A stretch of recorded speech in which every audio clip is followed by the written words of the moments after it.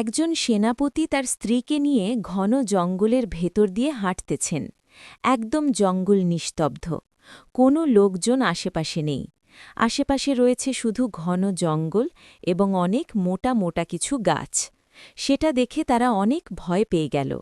কিছু দূর যাওয়ার পর তারা দেখতে পেল কোনো একজন লোক আসতেছে তাদের দিকে।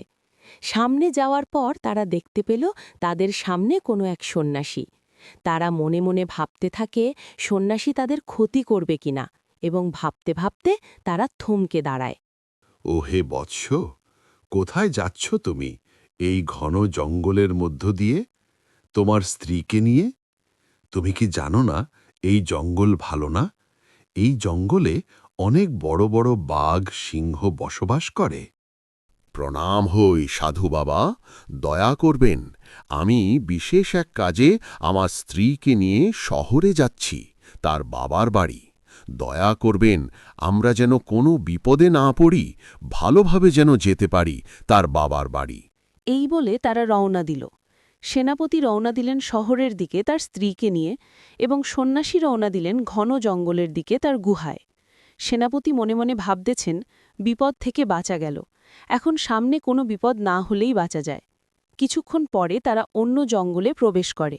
জঙ্গলের মধ্য দিয়ে হেঁটে গিয়ে তারা কিছুটা সময় দাঁড়িয়ে যান এবং ভাবতে থাকেন, এত বড় জঙ্গল, যেন কোনো বিপদ না হয়।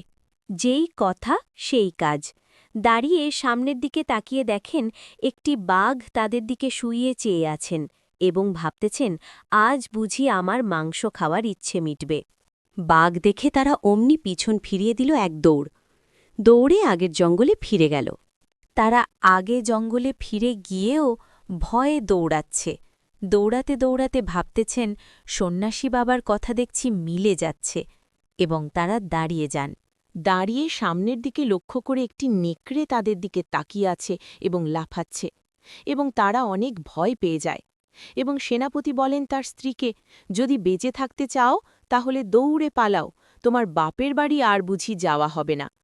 ধন্যবাদ বন্ধুরা, এরকম ভিডিও পেতে চ্যানেলটি সাবস্ক্রাইব করুন।